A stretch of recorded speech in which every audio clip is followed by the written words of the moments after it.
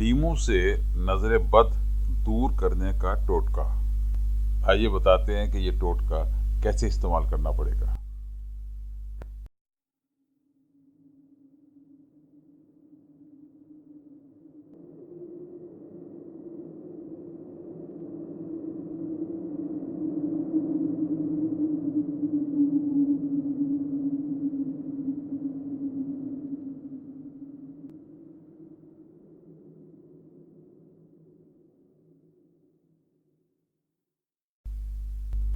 नजर बद ये कहीं भी और किसी को भी लग सकती है।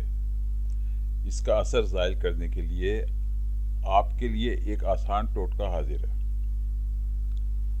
एक अदद लेमन लें और इसको 3 या 7 बार अपने पूरे जिस्म यानी सर से पाँव के तलवों तक घुमाएं। फिर इसको 2 टुकड़ों में काटकर घर से दूर किसी सुनसान जगह पर फेंक दें। याद रहे कि लीमू सर से पाँव तक घुमाने, 2 टुकड़ों में काटने और फिर घर से दूर बाहर फेंकने तक ये तमाम अमल आपको खुद करना पड़ेगा। इसमें आप किसी की मदद नहीं लेंगे।